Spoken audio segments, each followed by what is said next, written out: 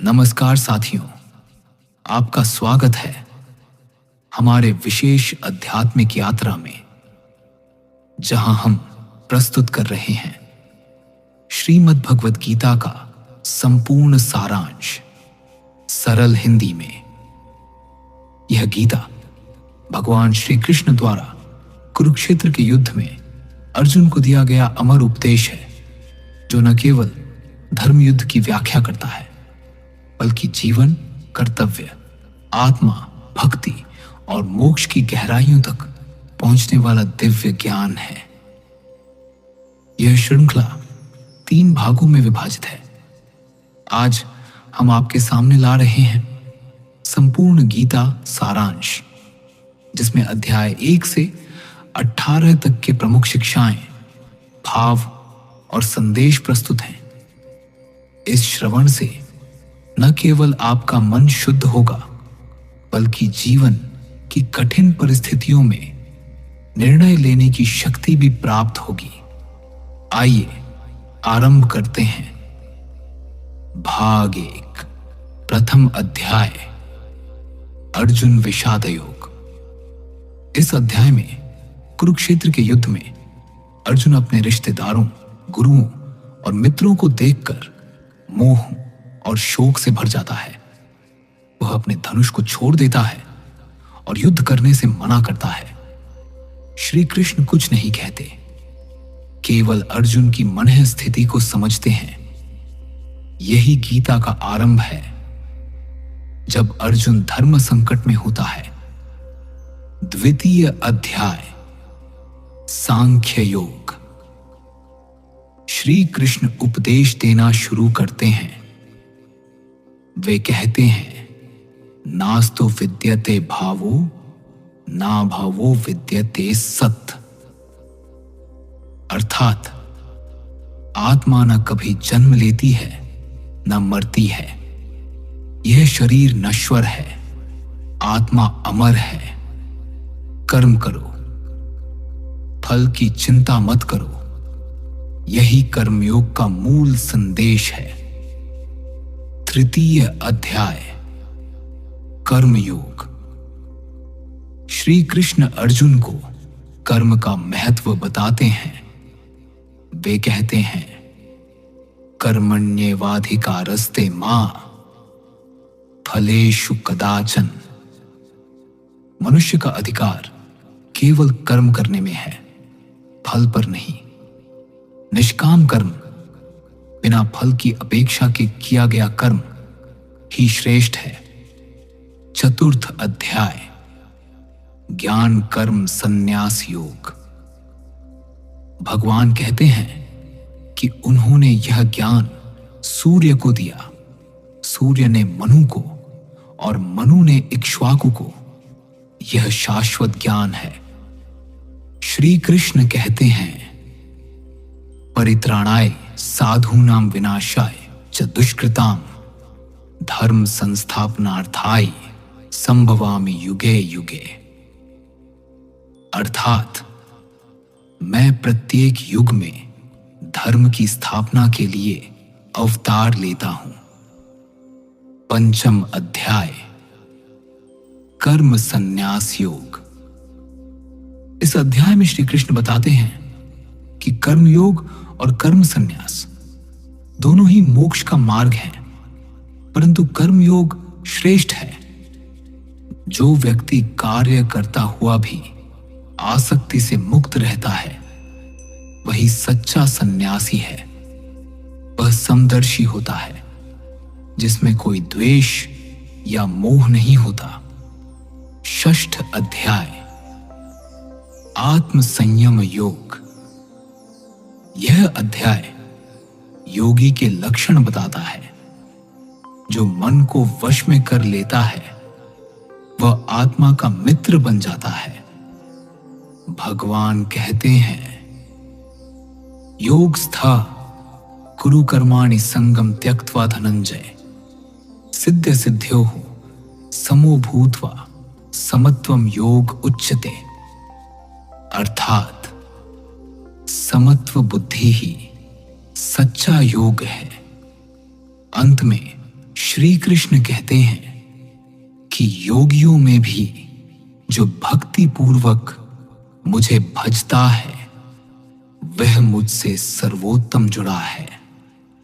सप्तम अध्याय ज्ञान विज्ञान योग। श्री कृष्ण कहते हैं, मया ततमिदं सर्वं जगद व्यक्त मूर्तिना मत्स्थानि कि सर्वभूतानि न चाहिम तेषु वस्थिता। भगवान बताते हैं कि यह संपूर्ण जगत उनकी शक्ति से व्याप्त है, लेकिन वे इस संसार में सीमित नहीं हैं। जो मुझे समग्र ज्ञान और विज्ञान से जानता है वह सच्चा भक्त है। यह अध्याय बताता है कि 4 प्रकार के भक्त मेरी शरण में आते हैं, अर्थार्थी, जिज्ञासु, अर्थ और ज्ञानी। इन सब में ज्ञानी सर्वश्रेष्ठ है, क्योंकि वह केवल मुझे ही जानने और पाने की इच्छा रखता है। अष्टम अध्याय अक्षर ब्रह्म योग। अर्जुन पूछते हैं, ब्रह्म क्या है? अधिभूत, अधिदैव और अधियज्ञ क्या है? श्री कृष्ण उत्तर देते हैं, अक्षरम ब्रह्म परमं स्वभावोऽध्यात्म मुच्यते भूत भावोद्भव करो विसर्गः कर्म संजिता। जो अंतिम समय में भी मुझे स्मरण करता है वह मेरे धाम को प्राप्त करता है। श्री कृष्ण मृत्यु के समय के स्मरण की महिमा बताते हैं और कहते हैं कि जो मेरी भक्ति में लीन रहता है उसे अंत में मोक्ष की प्राप्ति होती है। नवम अध्याय राज विद्या राज गुह्य योग। यह अध्याय सबसे गोपनीय और श्रेष्ठ ज्ञान का वर्णन करता है। श्री कृष्ण कहते हैं, अनन्याश्चिन्तयन्तो मां ये जना पर्युपास्ते तेषां नित्याभियुक्तानां योगक्षेमं वहाम्यहम्। जो मुझे अनन्य भक्ति से स्मरण करता है मैं उसकी आवश्यकताओं की पूर्ति करता हूं। यह अध्याय बताता है कि सभी प्राणी मेरे ही स्वरूप हैं, चाहे वे किसी रूप में मेरी पूजा करें, मैं उनके भाव के अनुसार उन्हें फल देता हूं। दशम अध्याय विभूति योग। श्री कृष्ण कहते हैं, अहम सर्वस्य प्रभवो मत्तः सर्वं प्रवर्तते इति मत्वा भजन्ते माम बुद्धा भाव समन्विताः। भगवान अपनी दिव्य विभूतियों का वर्णन करते हैं। मैं सूर्य में तेज, चंद्रमा में शीतलता, अग्नि में ऊष्मा हूं। जो ज्ञानी मुझे इन रूपों में देखता है वह मेरा प्रिय भक्त है। एकादश अध्याय विश्व रूप दर्शन योग। अर्जुन श्री कृष्ण से निवेदन करते हैं कि वे उन्हें अपना विराट स्वरूप दिखाएं। श्री कृष्ण दिव्य चक्षु प्रदान करते हैं और अपना विराट रूप प्रकट करते हैं जिसमें पूरा ब्रह्मांड समाहित है। अर्जुन भयभीत और स्तब्ध हो जाते हैं। वे देखते हैं कि सब योद्धा भगवान के मुख में प्रवेश कर रहे हैं। अर्जुन कहता है, नमः पुरस्तादत पृष्ठतस्ते नमोस्तु ते सर्वतः एव सर्व अनंत वीर्यामित विक्रमस्त्वं सर्वं समाप्नोषि ततोसि सर्वा। श्री कृष्ण बताते हैं कि यह रूप देखना दुर्लभ है और केवल भक्ति से ही इसे प्राप्त किया जा सकता है। द्वादश अध्याय भक्ति योग। अर्जुन पूछते हैं, क्या निराकार ब्रह्म की उपासना श्रेष्ठ है या साकार भगवान की भक्ति। श्री कृष्ण कहते हैं कि दोनों मार्ग अच्छे हैं, लेकिन जो मनुष्य प्रेम और विश्वास से मेरी भक्ति करता है वह मेरे लिए अधिक प्रिय है। वे बताते हैं कि ऐसा भक्त द्वेष, अहंकार, मोह और लोभ से मुक्त होता है। श्री कृष्ण कहते हैं, अद्वेष्टा सर्वभूतानां मैत्र करुण एव च निर्ममो निरहंकारः समदुःख सुखः क्षमी। जो सभी जीवों से द्वेष रहित, मित्रवत और क्षमाशील होता है वही मेरा सच्चा भक्त है। 13वां अध्याय, क्षेत्र क्षेत्र की विभाग योग। श्री कृष्ण कहते हैं, इदं शरीरम कौन्तेय क्षेत्रमित्यभिधीयते एतद्यो वेत्ति तम प्राहु क्षेत्रज्ञ इति तद्विद। ये शरीर क्षेत्र है और जो इसे जानता है वह क्षेत्रज्ञ कहते है। क्षेत्र और क्षेत्रज्ञ का ज्ञान ही आत्मज्ञान का मार्ग है। यह अध्याय आत्मा और शरीर के भेद को समझाता है। भगवान बताते हैं कि सच्चा ज्ञान विनम्रता, अहिंसा, क्षमा, सरलता, गुरु सेवा और आत्मचिंतन से आता है। जो भक्त इस भेद को जानता है वह मोक्ष के योग्य है। 14वां अध्याय, गुणत्रय विभाग योग। इस अध्याय में भगवान 3 गुणों सत्व, रज और तम का वर्णन करते हैं।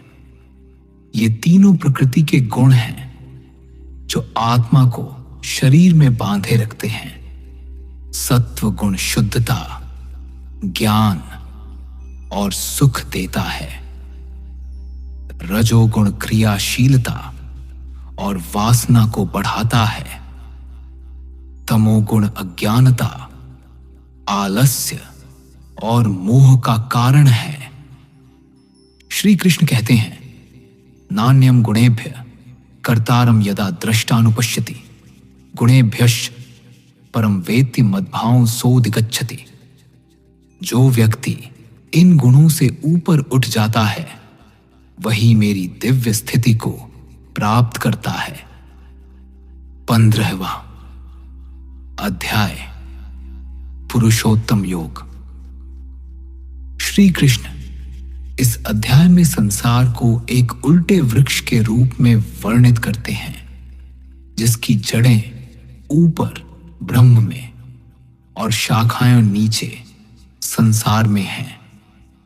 यह संसार अस्थाई और नश्वर है। जो इस वृक्ष की जड़ों को काटकर परम पुरुष की खोज करता है वही मुक्ति को प्राप्त करता है।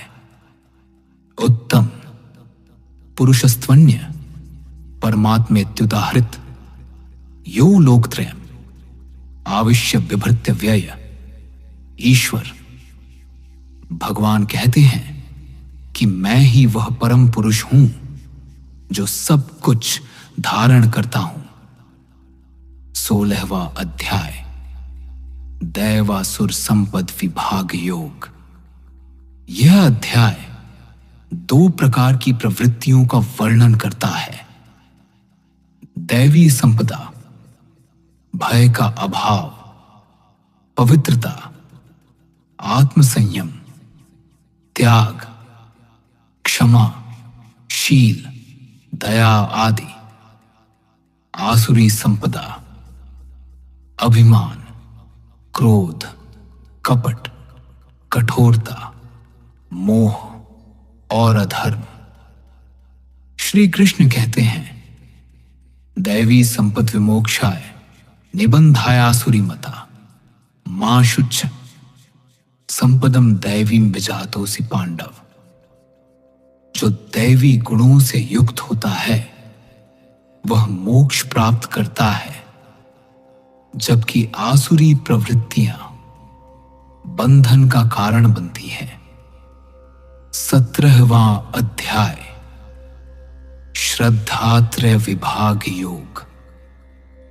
यह अध्याय श्रद्धा के 3 प्रकार सत्विक, राजसिक और तामसिक का वर्णन करता है।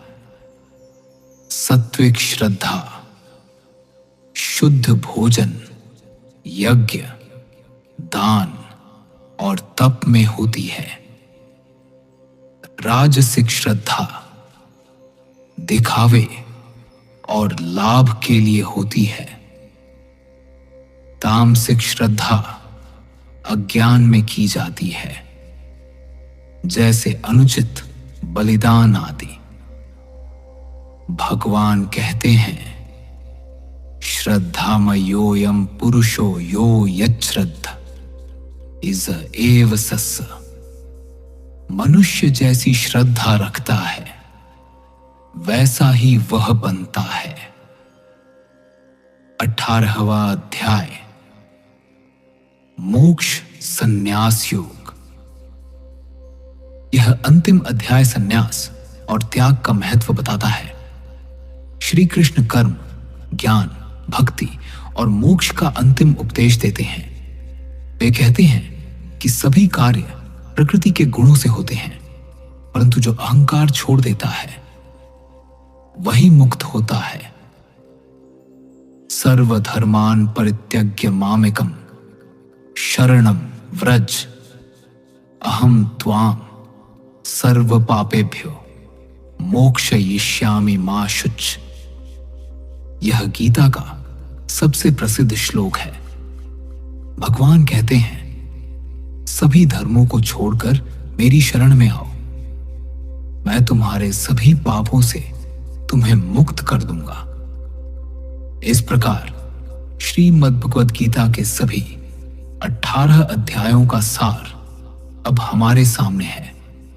यह ग्रंथ केवल एक युद्ध भूमि पर दिया गया उपदेश नहीं, बल्कि हर मनुष्य के जीवन का मार्गदर्शन है। गीता हमें सिखाती है कर्म योग, ज्ञान योग, भक्ति योग और अंत में परम शांति की ओर ले जाती है। यदि आपको यह प्रस्तुति पसंद आई हो तो कृपया इसे शेयर करें, लाइक करें और चैनल को सब्सक्राइब करना न भूलें। हरि ओम तत्सत। जय श्री कृष्ण।